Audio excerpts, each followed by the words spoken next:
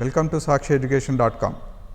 సరే, ఇప్పుడు కరెంట్ అఫైర్స్తో పాటు ఎకానమీ ఉంది, లేకపోతే హిస్టరీ అంటే హిస్టరీతో కూడా లింక్ చేసే అవకాశం ఉందా?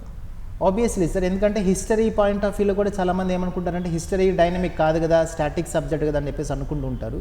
కానీ హిస్టరీలో కూడా చాలా డైనమిక్స్ యాంగిల్స్ ఉంటాయి. ఉదాహరణకి ఏదైనా ఒక ప్రదేశానికి ఆర్ట్ అండ్ కల్చర్కి సంబంధించి యునెస్కో వరల్డ్ హెరిటేజ్ సైట్ గుర్తింపు రావచ్చు, లేదా ఒక చారిత్రక ప్రదేశానికి ప్రభుత్వం జాతీయ అంతర్జాతీయ గుర్తింపు తీసుకుని రావచ్చు, లేదా ఎక్కడైనా ఒక తవ్వకాలు జరిపేటప్పుడు కొత్త అవశేషాలు బయటపడవచ్చు, కొత్త ఆనవాళ్ళు దొరకవచ్చు.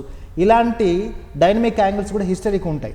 సో మెయిన్స్ పాయింట్ ఆఫ్ వ్యూలో మనం వాటిని కనుక లింక్ చేస్తే మోడల్ ఆన్సర్కి చాలా చాలా ఎఫెక్టివ్గా డెప్త్గా ఉండే అవకాశం ఉంటుంది. కాబట్టి సో హిస్టరీని కూడా మీరు ఈ తరహా అప్రోచ్ విధానం అనేది కనుక ఫాలో అయితే చాలా ఫ్రెష్గా ఉంటుంది సబ్జెక్టు, చాలా డెప్త్గా డైనమిక్గా ఉండే అవకాశం కూడా ఉంటుందన్నమాట.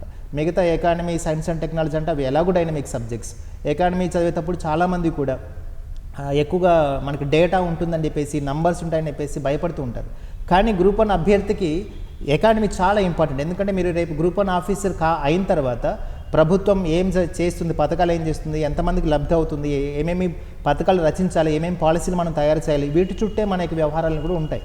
కాబట్టి ప్రభుత్వం చేసినటువంటి కార్యక్రమాల గురించి, దానికి సంబంధించినటువంటి ఇన్ఫర్మేషన్ గురించి కనీస అవగాహన మనకు ఉండాలి. కాబట్టి అట్లీస్ట్ 2023-24 బడ్జెట్, అట్లీస్ట్ 2023 సర్వే, అందులో ఉన్నటువంటి ప్రాథమిక అంశాలు మనం గుర్తుపెట్టుకున్నట్లయితే ప్రిలిమ్స్కి, మెయిన్స్కి కూడా ఉపయోగపడతాయి. అండ్ మనం మెయిన్స్లో ఆన్సరింగ్ చేసేటప్పుడు ఈ డేటా కనుక మనం మెన్షన్ చేయగలిగితే ఎస్, ఇతడికి రాష్ట్ర ఆర్థిక ముఖ చిత్రం మీద లేదా జాతీయ ఆర్థిక ముఖ చిత్రం మీద మంచి అవగాహన ఉంది, ఒక ఆఫీసర్కి కావాల్సినటువంటి క్వాలిటీస్ ఉన్నాయి, పాలసీ మేకింగ్ ఎబిలిటీస్ తనకి ఉన్నాయనేటటువంటి ఒక మంచి అభిప్రాయం ఎవాల్యుయేటర్కి అర్థమయ్యేదానికి అవకాశం ఉంది.